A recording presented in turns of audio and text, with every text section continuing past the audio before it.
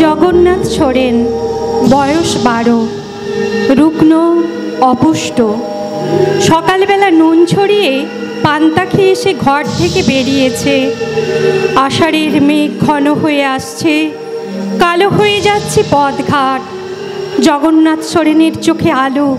দাদা বললে, উদয়ের সঙ্গে মিলে তুইও তো দিন ধরে রথ বানাইছিস রে ভাই।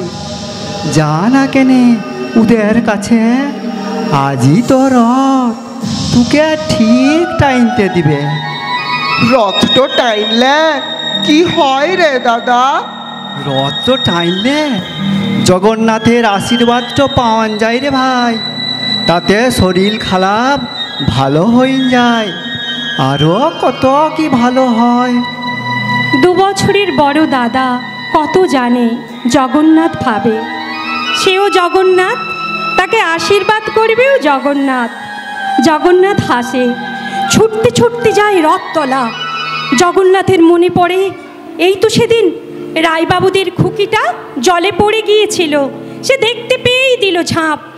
জগন্নাথ দেবের আশীর্বাদ ছিল বলেই না খুকিটাকে বাঁচাতে পেরেছিল সে। এটা ওটা কাজ করে জগন্নাথ। এর ওর খামারে গরুর খড় কাটে, ধান ঝাড়ে। বিনি পয়সায় ঘাম দিতে দিতে জগন্নাথ হাসে। তাদের সাঁওতাল পাড়ায় তাকে বলে, জগন্নাথ, তোর মাথায় জগন্নাথের আশীর্বাদ আছে রে। সান্যাল বাবুর জন্য এক ছুটে অত রাতে যে ইঞ্জেকশনটা জগন্নাথ এনে দিল, তাকে তার নিজের জন্য না। জগন্নাথ মাথা নাড়ে, ভাগ্যিস জগন্নাথের আশীর্বাদ আছে আমার মাথায়, দাদা বললে। ছোট রে জগন্নাথ, ছোট, আরো জোরে জোরে ছোট। জগন্নাথ, রথ তো তোকে টানতে হবে, আজ তোকে রথ টানতে হবে জগন্নাথ। ছোট, আরো জোরে জোরে ছোট। জগন্নাথ প্রাণপণে ছুটে রথতলায় এসে দাঁড়ালো। লিকলিকে 2খানা হাত দড়ির কাছাকাছি নিয়ে যেতেই রায়বাবুর হুঙ্কার, এই জগা, বলি তোর সাহস তো কম নয় বেটা। সান্যালবাবু এগিয়ে এসে বললেন, বাছা, তুমি দূরে যাও, তোমরা যে সাঁওতাল, তুমি ছুলে জগন্নাথ রেগে যাবেন যে। জগন্নাথ সোরেন তার সরু হাত সরিয়ে নিল।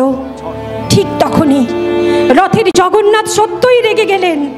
ভয়ঙ্কর ক্রোধে ফেটে পড়তে লাগলো আকাশ।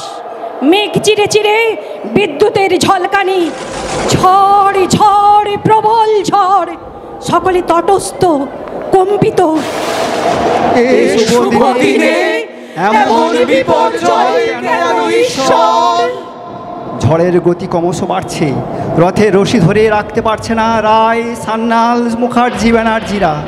জগন্নাথ ভিজছে, রথের ছাদ ভেঙে পড়েছে, রথ ওলট পালট হতে চলেছে, মাটিতে লুটিয়ে পড়তে চলেছে জগন্নাথ, বলরাম, সুভদ্রা।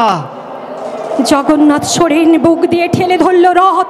তার সরু সরু হাত দিয়ে রুখে দিতে চাইল ঝড়। মুহুর্মুহু বজ্রপাতের নিচে দাঁড়িয়ে বলল, সব ভালো করো ঠাকুর, সব ভালো করো। ঝড়ের প্রকোপে রথ থেকে জগন্নাথ ছিটকে এলেন। মাটিতে পড়ার আগেই লুফে নিল জগন্নাথ। ভিজতে ভিজতে এগোতে লাগলো সে। ধীরে ধীরে বৃষ্টি থেমে গেল, ঝড় শান্ত হলো, রথের দড়ি ছিন্ন ভিন্ন। সাঁওতাল ছেলে জগন্নাথের কোলে মাসির বাড়ি যাচ্ছেন প্রাণের ঠাকুর জগন্নাথ। সুভদ্রা, বলরামও তার মাথায় এসে বসলেন। রথতলায় লোকে লোকারণ্য। রায়, সান্যালরা কাঁদছেন, অবিরাম অশ্রুধারা। হে তোমার কি লীলা প্রভু, কি লীলা। জগন্নাথ সোরেনের কাঁধে, কোলে, কাঁখে ঈশ্বর। জগন্নাথের সাঁওতাল পাড়ায় মানুষের ঢল। তারা জোর হাত করেছে, তারা আনন্দে ভেসে যাচ্ছে। বৃদ্ধ মঙ্গল মুর্মু বুকে হাত রেখে বলে, উরে তোরা দেখ না কেনে, ভগবানের কাছে কোনো বিভেদ নাই। ছোট জাত বড় জাত বলে কিছু নাই, সবাই সমান। মানুষ এভাবেই একদিন ঈশ্বর হয়ে যায়। চারিদিক থেকে শব্দ ভেসে আসে, জয় জগন্নাথের জয়, জয় বলরামের জয়, জয় সুভদ্রার জয়।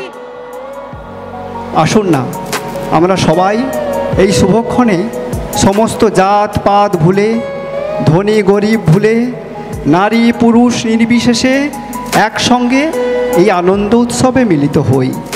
আমাদের এই জীবন রথে জগন্নাথ বলরাম সুভদ্রাকে প্রতিষ্ঠা করি।